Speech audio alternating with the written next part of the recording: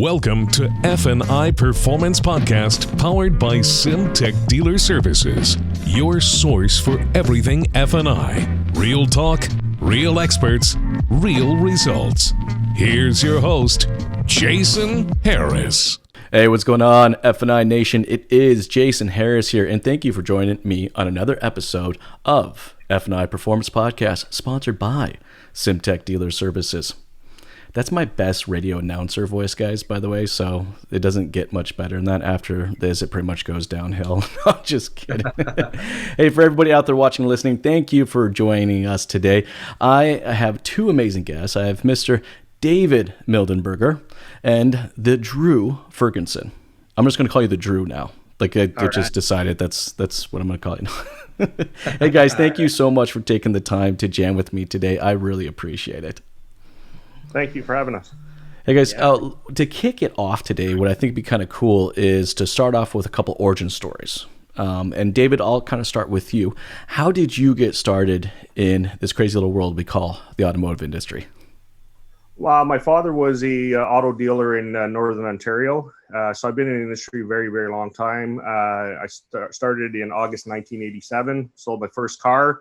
If you want to know how far long ago that was, it was actually a passenger side mirror was optional on the car at that time, and a rear view mirror was optional. So yeah, it was quite a long time ago.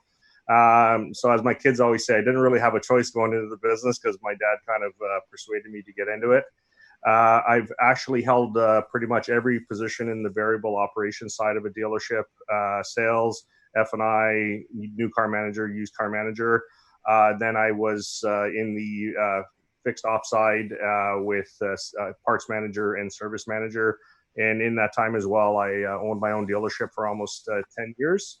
I've been with Sym-Tech for over 8 years now, or almost 8 years now, and the vice president of sales for Eastern Ontario, Northern Ontario, and Eastern Canada. And you wear one of the coolest bow ties I've ever seen. Our love for orange is huge. Hey, Drew, hey, for yourself, how did you get started in our industry? Well, you know what, Jason, 25 years ago, I went on a whitewater rafting trip with my buddy Brad Shirk and a bunch of us. And he was telling me when we were down there that he was doing a co-op through school at an auction, at a car auction. And I thought, wow, that would be a cool co-op opportunity. So I started off in the auction business, and then from there went to the dealer side. I've held basically every position in the dealer sales, all the management positions, and then I looked at it as with Sym-Tech. I've been with Sym-Tech for 6 years. I am a regional manager with Sym-Tech, and the future is definitely F&I. The margins are becoming smaller and smaller in the sales because of the internet and people's access to costs and pricing, and it's very important to protect the people out there. And F&I is a great opportunity for profit for the dealership. Oh, I'm completely with you on that, Drew. In fact, that's actually a perfect segue kind of into what the girth of our conversation is going to be about. I mean, look, for the last 5 years, we've been running double-digit gains, quarter after quarter after quarter after quarter. It's only been in this last year that we've been flat or a little down as an industry. And now, of course, with everything that's happened with the pandemic, that's going to change again our entire industry. But I'm going to say that moving forward, the people that are going to be profitable, they're going to have to process their way to profitability. And the service department is really kind of at the core of that. I mean, we're all dealers here. I mean, for the department that produces over 50% of the net profit, yet gets less than 5% of the marketing budget or pretty much any type of strategy time into it. It's like we need to show a little love to the back end of the dealership. And, I think the marriage of the service department and F&I products is going to be a huge process that dealerships are going to have to create moving into it. So, Drew, that's going to be kind of my first question to you is, how can dealers use the service department as an opportunity, to sell F&I products? Drew, I'll start with you, and then David, I'll ask you the same question. All right. Yeah, no, it starts with educating the service advisors on the different protections and extended warranties that are available. Because let's face it, the customer comes into the sales floor, they purchase the car, they meet the business manager educates them at that time. And they don't necessarily pick up on all the opportunities because they're so excited that they just bought this new car, right? So they're picking up a few different products that may catch interest, but then it's gone. So then they come into the service department for the regular service, and that's when we can continue that education on what is available. For example, we as a service advisor, they get to see how many kilometers that customer's driven. They know what the factory warranty is on that car. The customer may not. It probably was reviewed at the time of the sale, but let's remind that customer, if they come in and they have 50,000 kilometers on their car and their comprehensive warranty is 3 years, 60, it's our job to remind that customer that they have 10,000 kilometers left on their comprehensive warranty. So what a better time to let them know of these extended warranties that are available. And there's custom warranties available that we can customize to their driving habits. There is an iSelect Plus, we call it, and basically if we see that they drive 15,000 kilometers a year and they're going to keep that car for another 3 years, we can do a 3 times 15,000 a year and match it right up to them. So it is so important to keep the advisors educated on what's available to the customers. Absolutely. Oh, Drew, I'm totally with you. It all comes down to training and coaching, but it's also a bit of a mind shift. What did you say? I mean, right now our industry looks at F&I as being that secondary sell. It's like, let's just reserve all the F&I efforts for, the secondary purchase, and we'll keep it in the singular department. I mean, hell, we call it a box, for crying out loud. So let's just keep it in the box. But, F&I is not something that should exist in just a box or a specific office. It needs to be out in the open throughout the showroom. And the best dealerships that I see that are executing, F&I sales really well is that it's not just a sales thing, and it's in a service thing, and it's kind of communicated throughout the entire showroom. But I think at the core of it, though, we have to have that goal. Like, we got to change our mind. Like, don't you think that dealerships, require some goal development before they can have conversations like this? What do you think, Drew? Mm-hmm. No, they definitely do. And Jason, before I forget, I wanted to mention as well, we also, in the service department, we can see the bills that the customers are paying. We can see those extra costs.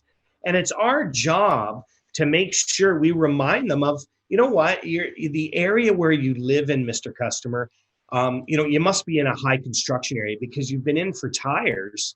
Every other month you're having tires. Have you ever thought about that tire and rim protection? This way, Mr. Customer, you'd have $5,000 in tire and rim protection. And, it's our job to look after you, right? We want to take care of you and not if we feel so bad every time you come in, you're paying $250 for a tire. Have you thought of that? So that's something that's so important from a service end, is to not only educate, but when these customers are coming in and having issues, we need to help them. And it's important for the advisors to know what products or protections that the customers have purchased in the business office, so they're able to use it when we go around and we do our walk around and we notice that there's a cracked windshield and they've purchased appearance guard. Let the customer know they have a $500 credit towards their next windshield. Mr. Customer, while you're in for your 60K service, can we replace that windshield for you? Oh, I really, really like that strategy, Drew. I'm just trying to think about it, like where, I guess it would have to go into the customer notes, because I'm just trying to think what a tech would kind of pull up, for them to actually see that and know that, this customer has, tire and rim protection. Because I don't know of a DMS out there that has that, right up front and center when I print out an RO. But I think that's a great process, and actually a relatively easy process is to, when we're inputting that customer in, that it goes into that notes field so it pulls it up at the top. That's cool. I like that. I like that a lot. That's a really good strategy. We train, we'll train them to go in and access the to see, And we do have a program ourselves that show that. So they know when they see the dents in the car and they know they've got protection and we'll pull those dents, they're covered under warranty. We'll point that out to the customer because again, they're so excited on buying the car. They don't necessarily remember all the different protections that they purchased at the time. No, that's a really good point, Drew. I mean, protection, the conversation around protection doesn't need to end with the sale of the vehicle. It needs to continue through the entire ownership of the vehicle. David, kind of you're up on this one. Any additional thoughts, any strategies or ideas you want to throw into that? Yeah, Jason, I think the most important thing from a service standpoint is we have to start looking at the F&I products as customer retention products. And so we always say that, the business office, the F&I department is the one who sells the product, but really in the service department, they're the ones who uses the product and they get the benefit of the product. Less than 30% of the customers return to a dealership after their warranty expires. If they have an extended service contract, or if they had, like as Drew alluded to, an appearance card that's longer than the manufacturer's warranty on a vehicle, then they will be more apt to come back to the dealership. To Drew's point about education is, I think we have to talk to our service advisors and train them more on retention rather than productivity, efficiency. We have all of these metrics, but when you're really telling them, if you help sell an extended service contract or present it to your customer, then there's in all likelihood they're going to return to you, and you're going to even grow a greater relationship with them, because in the 4 or 5 years you're with them, then you're going to get another 4 or 5 year cycle that they're going to be coming in and knowing your name, and you get to know them better. So I think that's a shift we need in the dealership to get train the service advisors more on, these are good products for the consumer, but as well as good products for yourself. Secondarily, any of us who worked in the on the front desk in the service department, the little old lady comes in and has an $1,800 bill that, if she had purchased an extended service contract, that it would have been covered. We're human beings. We feel compassion for these people. I will tell you, I believe that post COVID-19 that people are going to be tighter with money, and, knowing that they have these protections, it's going to be all that better for them. And at the end of the day, we can take comfort in the fact that we know that, you're coming in, you might have a $100 deductible, but you're not going to have an $1,800 bill. And so I think it's communication as much as training, but more on what's good for the customer is also good for the service advisor. And I think that's the biggest the biggest shift we need. And you alluded to it, Jason, that we work in silos, unfortunately, in a dealership, and the box, the F&I department, whatever, the business manager, they drive fancy demos. They might come in at 3 o'clock to 9 o'clock. You're the service advisor that they're at 6:30 sweeping off the cars in the service loaner cars and all. It's just not the most pleasant job all the time. And maybe sometimes the service advisors look at the business office and they have a little bit of animosity where they really shouldn't, because with what the F&I department sells is really makes their job a lot easier, rather than having to tell them about the $1,800 bill. You're saying, fantastic news for you're covered today.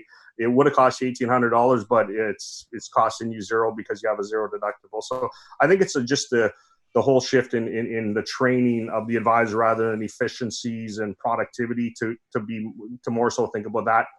The other real thing as well is, some dealers do a really good job of getting the advisors to try to promote these products, but you know what? They don't do it on a consistent basis. So the customer comes in at 58,000 kilometers.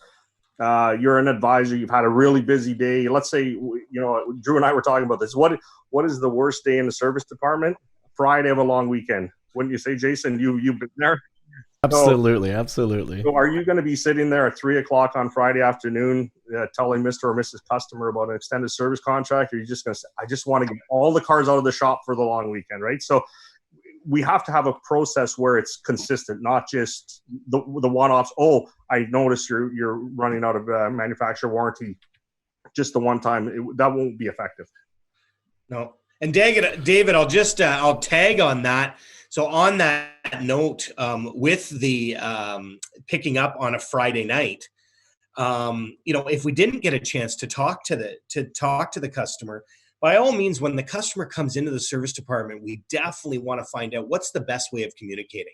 Do you prefer a text, Mr. Customer? Do you want us to call you? Do you prefer email? What is that? And if it's and a lot of texting today, a lot of customers just prefer a quick text because it's fast and it doesn't interrupt with what they're doing. They can reply back really fast. And how important that is to send that customer a quick thank you. If you didn't get to see them in person, thanks for your business, how much we appreciate it. And by the way, I noticed your kilometers are approaching, your extended warranty, and then you can set up a call from there.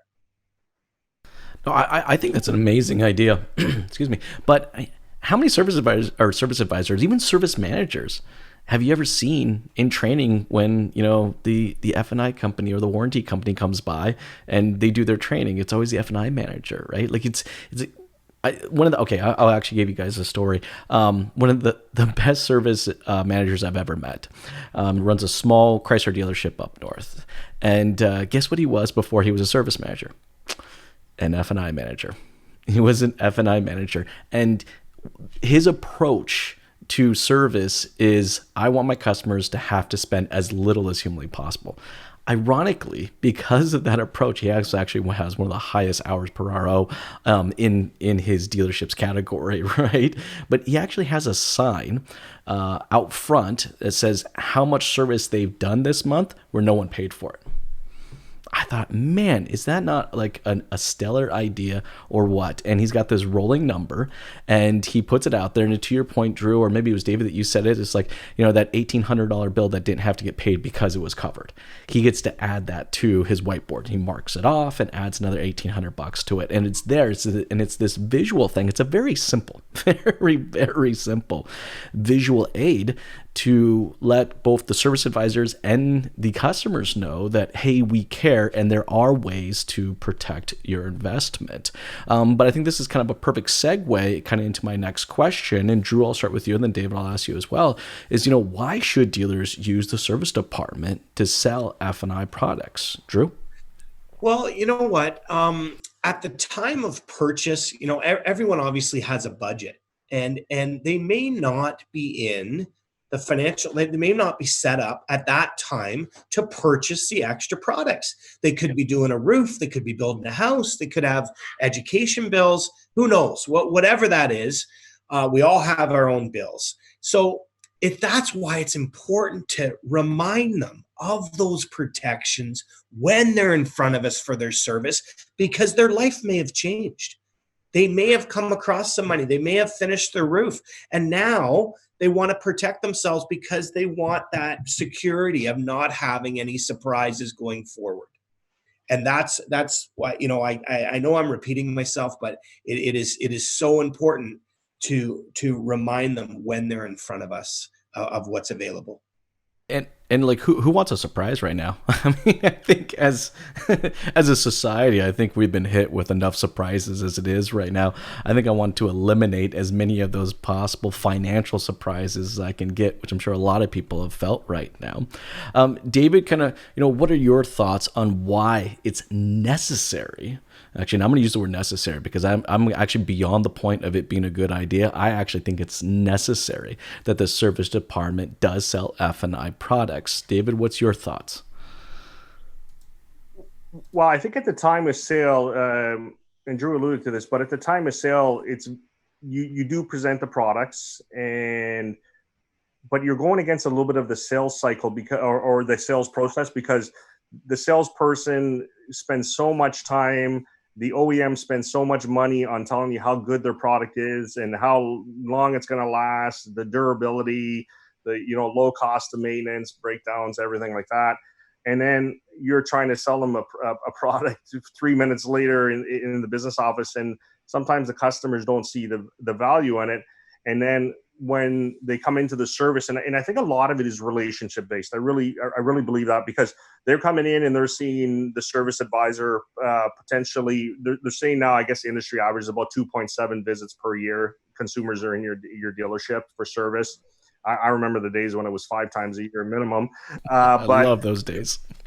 So 2.7 times a year, but they're getting to know the service writer. Hopefully, you have a system where the same writer deals with the same customers on a consistent basis. So they have the relationship, you have the trust, but it doesn't go against the sales cycle of the car or the selling philosophy of the car, which is great car, dependable, never going to break down. It's more, you get to know the relationship with them. You realize that the warranty or the extended service or their factory warranty might be coming to an end. You know now more of their driving habits. And when we all buy a new car, like we're never thinking about trading it down the road. So when you're presenting an extended service contract, the customers are, yeah, you know what, I trade my car every 3 years. Well, if everybody trades their car every 3 years, how do we get these statistics that the average car on the road is on the road 7.7 years now, and it gets longer all the time? Well, the cars are getting more dependable. That's why it's on the road longer. But it's also getting more expensive to own cars, so people do keep them longer. So it's really one of those things where, yeah, it's probably ideal for the customer to buy it at the time of purchase because they might be able to finance it at 0%. They can extend it over the payment over 72 months, 84 months, even up to 96 months with some OEMs, and bi-weekly payments. So it's a minuscule payment. But really, at that time, they're not thinking about what's going to happen down the road. Is the car going to break down? Is it going to have any issues? They're saying this is a brand new, dependable car. That's why I'm buying it right now. So that's where I think you have to present that in the service department, because it's more of timely. It's more fitting into the, they might have had some issues. That's why they're into the dealership. And so it's fitting right in with the whole ownership philosophy, which is different than at the time of sale. I think for that to work, we have to, and David, you were mentioning earlier, is that we have to be in that mindset of retention. Guys, I hate to say it, but majority of the service departments that I've consulted with and work with are transaction focused only. All right, that is it. Get them in, get them out, get as many hours per RO as possible, and let's move them on. But I think the way the industry is changing moving forward is that, customers' expectations are going to increase. It's not enough. This is where I'm going with this. It's not enough that we just meet the customer's expectations. Okay, I bring the car in, you do the oil change, and I'm on my way and out the door, right? The new customer's expectations that we actually exceed the expectation.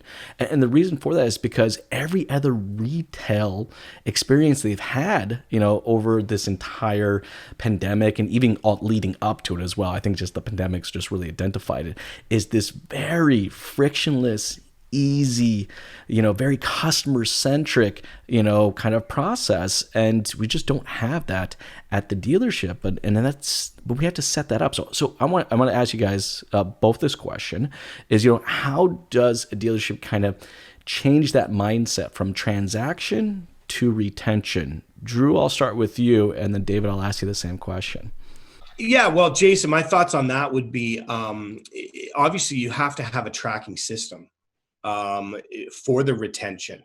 So if you're not, being able to see, to be able to keep in touch with your customers, and know their driving habits, know how to get a hold of them, you definitely have to have a tracking system for that, because there's just way too many customers in the database to possibly remember. And there are programs out there, you dealers that are listening, you know what programs they are. And majority of the dealers today do have those systems in place. That's a good point. Like, we have to set up our service advisors for success. If they don't have the information, to focus on retention, it's just not a possibility for them to actually try to grow out that relationship. David, your thoughts on how dealerships can kind of shift from transaction mindset to retention mindset? I think it actually starts with the hiring the right people. Oftentimes, people on the service counter are former technicians. I think we have to start hiring people from other industries that are customer service oriented. A customer can tell when you truly care about them and their well-being. And so the retention is going to come. And there's companies out there, and I don't want to name them here just in case some consumers are watching this, but there's one brand auto in the automotive aftermarket for auto repairs that every year over year, they are actually rated number one in the service retention, rated number one for customer satisfaction. And so when I was a dealer, I actually knew the local garage, and it's a franchise, but I knew the local operator. So I went and sat with him one day and talked to him about it. And the number one thing that he said they do is when a customer comes in, they actually focus on what the customer's there for that day. And then they say, oh, by the way, the next time you're in, we think you need a brake job. It's going to be $800. But it's the transaction is focusing on what you're here today, so that you don't go home and say to your spouse, oh yeah, I went to this place for maintenance. I wanted an oil change and I came out with $800 bill for brakes, and then you don't want to go back there. So I think the retention is actually, it's a whole process. It's not a one-time thing. It's having the philosophy of the dealership that, you know what, we're going to treat them right every time they're in. We're going to tell them, what you're here today for this. We're going to take care of this. And then here's what you need next time. Yeah, some customers might shop you. They're going to do that anyway, right? With how quick you can be on your smartphone and that these days, if you give them $800 quote on a brake job, they're going to get on the phone anyway, and they'll say, give me 15 minutes. And which, number one, you're tying up your hoist. Secondly, they're still going to come back with a competitive price. So I think that's a really huge thing, is just changing the whole philosophy, and it's having a long-term relationship with that consumer. I love that. That's a very forward-thinking, type process. We're literally always thinking forward. In fact, actually, I'll be honest with you, David, it actually happened to me. The dealership did a great job of this. They did exactly that. I went in for an oil change. They said, hey, Jay, next time your brakes are about here. We're going to need to either replace them or recondition them or resurface them. So when it came time, I didn't even think about going to somebody else because someone had already given me the information. I also already knew the price. I knew it was going to cost me $916 exactly with tax. And it was just simple. When I made the call, plus this dealership did a great job of having notes. So when I did make the call to set up my oil change, they're like, well, remember last time we said, and I'm like, yeah, I remember. Yeah, we better get that done now too as well. But it's always about kind of thinking forward. And I love that strategy. That's a really good one. Training. I want to talk a little bit about training because we talked a little bit about this earlier, right? It's like, how often do I really see service advisors get trained on F&I products? And I kind of wanted to, before we kind of move into our next topic, I wanted to talk about this first because I just don't hear a lot of that going on. What is, for a service manager that's listening to this or watching this, and they go, man, that's a really good idea. I should be training my service advisors on those F&I products and solutions and regularly training them. How can a dealership kind of get started, with training their staff on those solutions? Drew, I'll start with you.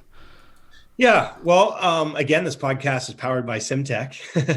We do train the service advisors, definitely. And that's why we've chosen to talk about this today. When our trainers are in the store, we're not only training the business managers, we are going to the sales managers as well.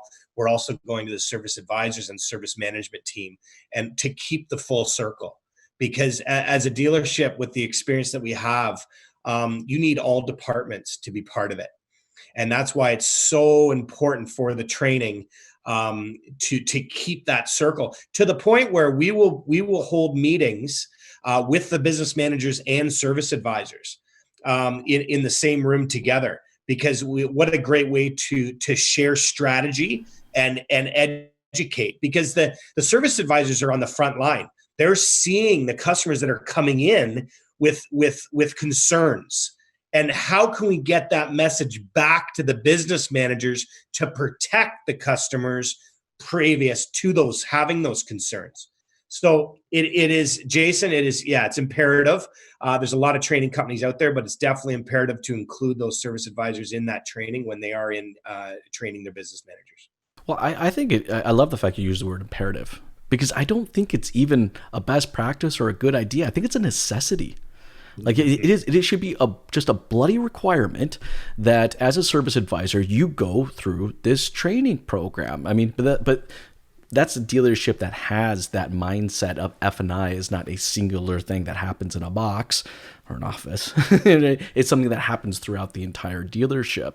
Now, that's actually a perfect segue kind of to my next question is, let's talk a little bit about some additional best practices and tips and strategies on how a dealer can sell F&I products in the service department, because I think there's some really unique ones. I mean, like I said, that one service manager I had that had the whiteboard. It was literally just a whiteboard and a marker, who had the identified dollar amount where people didn't pay that month.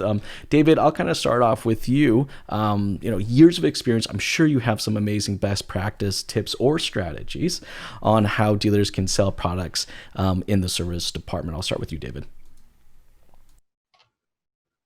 Yeah, so Jason, the first thing that the dealership has to decide is their philosophy. Is it what product are they going to sell at the service department? And number one, we have many discussions with dealers that, of course, they want extended service contracts sold in the business office at time of sale.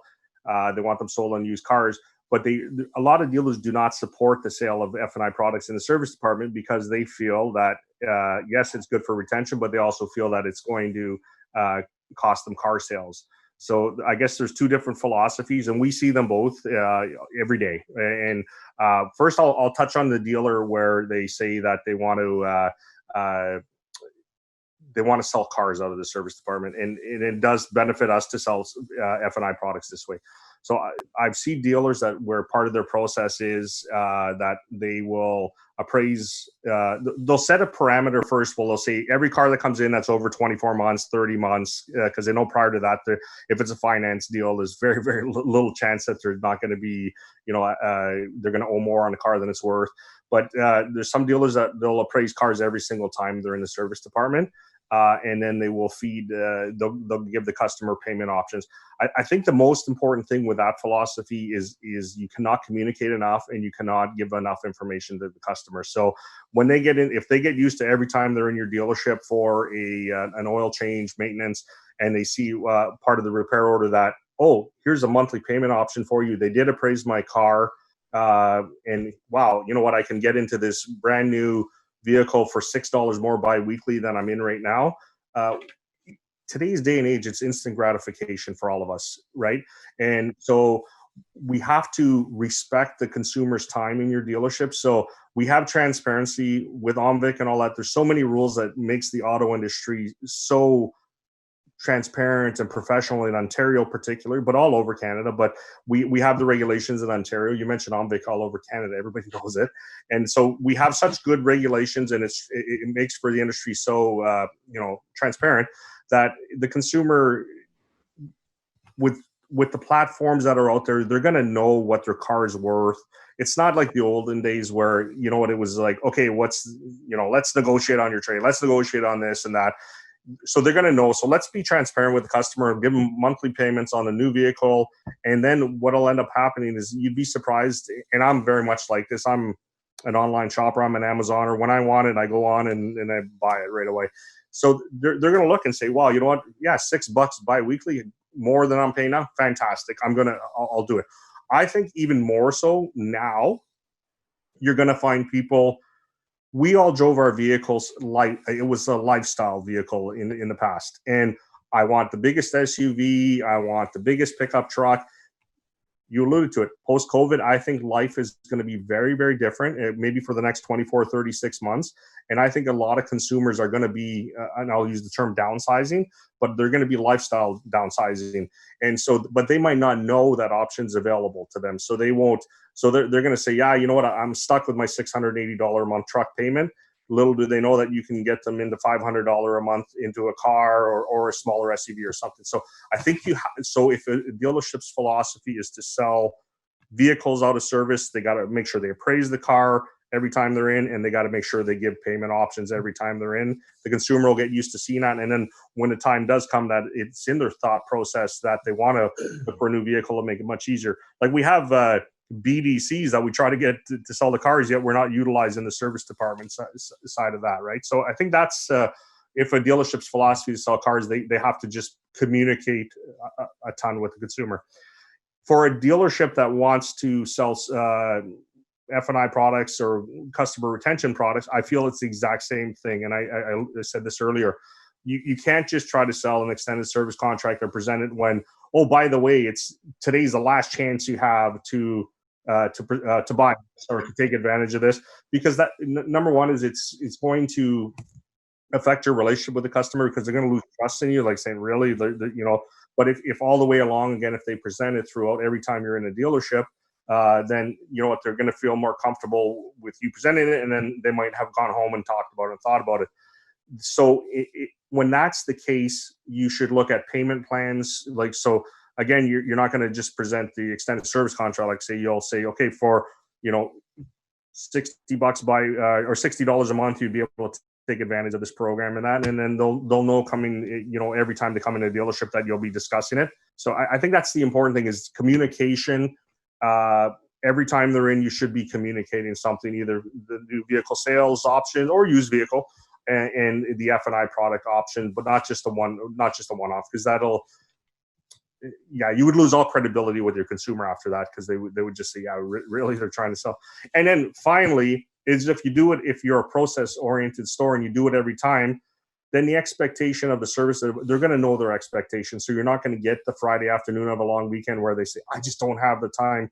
The three of us have been service advisors, and we know, like, even though it's 8-9 hour days, you're compressed into 4 hours of, I'll say, organized chaos. Let's put it that way, where the customers are all coming in at 7 in the morning, between 7 and 9, and then they're all coming in between 3 and 5:30 to pick up their vehicles. So at that time, at 4:30 in the afternoon, you're going to have time to present the product, present a service contract every time.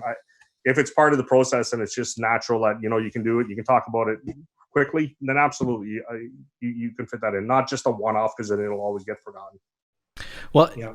And I feel like what it is from a customer service perspective, actually, from a customer service perspective, we're one of the few industries out there that look at customer service as a profit center. Really what we're talking about here is actually bringing the service back into the service department and actually serving the customer and their needs. And David, you hit it right on the head that, moving forward, what is the customer's needs going to look like over the next 12 to 14 months? Their needs are going to look a lot different. If we can show them how they can save money, all right, not necessarily spend more because they want that bigger SUV, but show them that, hey, here's some opportunity to save some additional money, or, your car is getting to that age where we know these are the typical things that will start to happen, and these are the costs associated with them. We can actually cover the protection of that moving forward. Like, it's just serving the customer through retention products, not F&I products. By the way, I love that, David. By the way, when you said that, I was like, I think I'm just going to stop calling it F&I products. I think I'm just going to call them retention products, because really at the end of the day, that's what it is. Drew, for yourself, best practices, tips, strategies for how dealers can sell F&I products in the service department.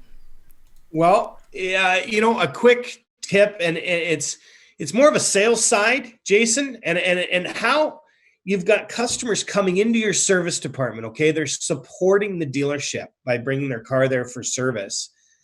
We need to pass that information over to the sales department so that when we have these sales going on, the sales department, they need to contact these customers that are supporting us in service, right? Not every customer that's in our service department purchased the car there. Let's face it. They didn't. Some people go out of town to purchase a car, whether they're away on vacation, they purchase a car, whatever it is, that they didn't necessarily purchase the car there. So when a customer is in our service department, we need to pass that information on, include them in our sales emails, letting those customers know, hey, we appreciate your supporting us in our service department. Here's we want to include you in our sale on our next vehicles that are for sale. And maybe they can support us that way too. So it's important to grab that information and definitely pass it on. Again, like I said before, it's a full circle. All departments need to communicate with each other. And that really is the key, is communication. Guys, I have a strategy that I just recently have been kind of become aware of. And I know of a handful of dealerships are executing this right now. And that's just simply because they've had to, right? With dealerships being open, but, anywhere between 30 to 70% of their staff being furloughed or laid off right now, dealerships are having to do a lot more with a lot less. And I have a handful of dealerships that have combined the sales role position and the service advisor position into one, and they've seen tremendous success with this. And I'm just kind of curious on what your guys' thoughts of, do you think this could kind of become a new norm where, because we've all talked about how we're annoyed about this whole silo. Like we got one silo over here, one silo over here. This almost kind of bridges the gap with people. But I'd like to kind of get your thoughts on that new type of strategy of a hybrid service advisor and salesperson. David, I'll start with you, and then Drew, I'll ask you the same question. I think, Jason, that our current structure in Canada for retail auto sales doesn't really allow for it. And what I mean by that is, until we get to the one price model that they have in Europe and other countries, I don't think that'll work, because then really, if you're a service advisor and you have 15 or 20 minutes to present a vehicle to a consumer and then talk numbers and all that, it would make it a lot easier if it was just a matter, okay, here's your payment, and here's your appraisal and trade-in value, and then that's that. Whereas when you get into the negotiation process, I think that would be a large distraction for the service advisor. So I don't think we're there just yet. I do think it would be fantastic to have fewer touch points in a dealership and have somebody who takes care of your entire buying needs. But I think the pricing would be an impediment to that right now. Good. That's well said, David. Drew, your kind of thoughts on this hybrid approach. And David, to your point, I mean, in Europe, that is quite common, but you're right. The one price model is kind of, I think, a backbone or a foundation for them to kind of get into that direction. Drew, what do you think of having this hybrid approach? I would have to agree with David, definitely. Service advisors, it's all about the customer experience. Right? They're very customer experience oriented. They're focusing on the customer's needs when it comes to preventative maintenance, where sales is all about all the options on the vehicle, educating the customer on that. So there are so many videos and courses now that the different manufacturers are launching to the salespeople that I find it would be very difficult for this. If you included that in educating all those service advisors in those courses as well, there just wouldn't be enough time in the day. So I do agree with David. I think you keep the service department separate when it comes to sales. When it does come to sales, for sure, you need a little more time too in the front sales, as we've all done with that customer. Where the service advisor, the customer checks in, sure, you review it, and then they're gone, and they come back, they pay, and they're gone. Where some of the sales, you could be spending weeks with a customer. Just with a lot of customers aren't spontaneous buyers. They want to be educated. So we need to spend time with them and make sure that we're fulfilling their needs with the product, with the vehicle that they're looking for. So I would keep it separate, Jason. I'm with you. I mean, I think the verdict's still out, but I'm glad to kind of hear you guys' thoughts on that. But I think at the end of the day, ultimately what we're trying to do is just trying to enhance that showroom experience. And I think the showroom experience moving forward is going to look different. In fact, actually, I think it has to look different. I don't think we can just simply go back to that traditional showroom service sales experience that we had in the past. Fundamentally, things are going to have to change so that, we're able to create sales opportunities. What are your guys' kind of thoughts on how the showroom experience is going to have to change moving into the next 12 to 18 months? David, I'll start with you, and then Drew, I'll ask you the same question. I'm probably in the minority here, Jason, but I feel that we're going to get a very, very quick rebound to traditional ways in the auto industry. and I always, when somebody asks me that, what my thinking is on that, like, so let's say we go to our favorite steak restaurant. I'm not going to name what it is, but they're a franchise restaurant. And you go to that, and I travel all, I'm sure like you do, Jason, as well. I travel all across Eastern Canada, Northern Ontario. And so I go to this particular steak house. And my experience in Thunder Bay or Sudbury or Halifax or Montreal or Toronto, it's all different, even though it's the same steakhouse.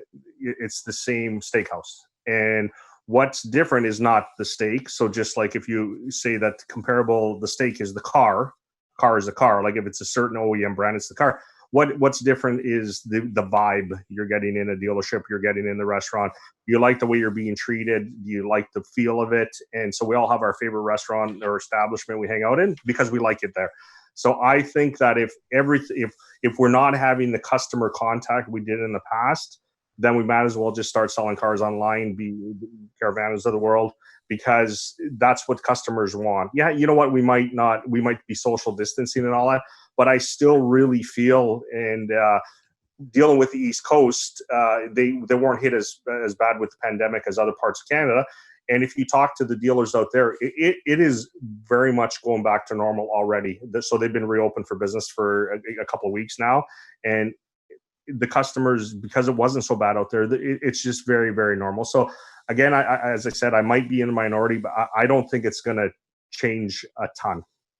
No, I'm with you, David. I mean, I think there are definitely certain parts of the country that have been affected by more so than others. And really what I think it is that we're going to go back to some level of normalcy, right? But there's going to still be a percentage way higher than it was before where customers are going to want to kind of engage differently, right? You know, I had to do my winter tires on my Nissan Maxima the other day, and I called to make the appointment, and the service advisor actually asked me, do you want to drop the vehicle off or do you want us to come pick it up? Well, how much does that cost? They're like, well, it's $30 and we'll come pick up the car, do it, and bring it back to you. I was like, hell yeah, absolutely. That sounds like a great idea, you know, but this was something that they never offered before, but they started offering, and now I think they'll continue to offer it. And for somebody like me, yeah, $30 for them to come pick up my car, go do it, and then bring it back, and then I don't have to worry about going out, or I can stay home and still be productive. I think that's what it is that people are seeing right now during this time frame, is that they've gained a lot of time back. So what they're doing is they're getting used to being able to be more productive than they ever have in the past. And I think that's kind of the expectation moving forward, is that a dealership at least offers that ability, you know, to have that either that in-person type service or that hands-off service where now you pick it up, I'll deal with it later. Drew, I would love to kind of get your thoughts though on how we kind of strengthen the showroom experience to improve kind of our retention efforts. Yeah, I just wanted to tag on what you had just mentioned there, how you called the dealership and then they told you of the service. I think it's so important for us to be proactive versus reactive. We all know the timing of when the customers need to take their winter tires off. We all know the season of that. So let's pick up the phone. Let's make that information available rather than, Jason, you having to call in, you know, to find out about winter tires. People are busy. Like we're all busy. We all have busy lives, children, jobs, whatever it is. You know, let's save that phone call for Jason to call in, and let's reach out to our customers and just set those appointments, because we've all done it. I mean, yes, we've got a pandemic going on, but I mean, we are almost the end of, middle of May, right? We're almost the end of May, right? And we're all busy. And now next thing you know, you're looking at your vehicle going, I got to make an appointment to get these winter tires off, or I'm going to be driving on these winter tires in July, right? So I think it's very important, proactive versus reactive. And then displays, we're all visual learners, right? So, I think if we don't have a large screen of some sort in the service department or in the waiting area when people are sitting there, whether they're reading a magazine or they're on the phone, if we had a video of some sort, maybe reviewing some of the protections that are available as well, just as a little reminder, because some people, they'll check in and then they go and they sit down and they're on their phone or they're on their tablet. But if there was something there that was educating the client at the same time while they're waiting, Why not? Jason, if I can just add one thing onto your what you were saying about your experience Absolutely. with the service department and Drew's experience. I think the one thing that would make that most beneficial to a dealership and is for them to ask you, okay, Jason, I'm going to pick up your vehicle from you. You're going to pay the $30, and then ask you, what car would you like us to leave in your driveway? I like that. That's a good one. Right. And so then it's more of a virtual test drive or a test drive where, so typically, and the manufacturers that have loaner car programs, if you're like, in a certain brand, they give you the same brand, like the same car, like same level, similar trim as you're in. But you might be the truck driver the pickup truck driver, and now you're saying, yeah, I want a small SUV. I think if that was one thing that with the whole process now, if they said, we're going to bring a car to your driveway anyway, unless they would have two drivers. But, I would, as a dealer, I would think more. So I'm going to bring a car, drop it off, pick up yours. What would you like us to drop off for you, you and your spouse to road test? And then that would allow for in the sales process. It would enhance it because you know what? You don't have to walk into the dealership then where again, as I said, I might be the minority, but you might not be comfortable walking in the dealership, but you have the car there. You might say to your spouse, hey, let's put the kids in the car and go for a boot. The car's here. It's already in your driveway. And then, they come back and then they might do a follow-up call and say, well, after they drop off the car, what did you think of that vehicle we left? Oh, I loved it. And then give me some monthly payments on it. So that might actually be if the dealers are going to continue doing that, then I think that would be a way of them. Again, it's communication with the customer. They can tell them sales that are on those type of vehicles. Again, it's allowing the customer to have lifestyle changes, downsize without them even having to ask. If you ask them what they want, they're interested in you dropping off, then they'll probably tell you what they're thinking of, what's their mindset right now. That's a great idea, David, and I think that's kind of sums up kind of the girth of our conversation. Is that what we're talking about here? Is you're going to have to process your way to profitability. I mean, David, that's a great idea, but an idea is only as good as how well we can execute it. I mean, you got to have a real solid process in place for that to do that. And I know, and you guys know, because you've been in the business long enough, the dealerships that have that solid process and execute it consistently are the ones that will continue to be profitable moving forward. Hey guys, I know it's getting towards the tail end of our time, but before we go, I have to get to ask one more question of you. It's my favorite question of the day to ask. And Drew, I'll start with you. If you were to change one thing in our industry, what would that be and why? If you don't have a live person answering the phone, you need to. There's nothing worse than calling a store and press 1 for sales, 2 for service, 3 for this, 4 for that. You know where I'm going with this, Jason. We need to keep it personable. We really do. It's bad enough we're all on our phones, we're all texting, not enough people picking up the phone and calling one another, So that's one thing that I would suggest, have a live person answer the phone. And when you call and you ask them a question, or you ask for a person and they say, no problem, let me get that person for you, and you say thank you, it's so nice for them to come back and say, you're welcome, before they transfer the call. Because we're all busy, right? They go from call to call to call to call, but just take that 30 seconds and just say, you're welcome. It goes a long way. It really does. And it creates that human connection that we're all starving for right now. So no, I think it's a great idea. Hey, David, for yourself, if you were to change one thing in the industry, what would that be and why? It would actually be the perception of the industry itself. You know what? 40, 50, 60 years ago, yes, the auto industry didn't have the best image, the best reputation. You know what? Now, again, with regulation and with social media and all that, it's changed so much.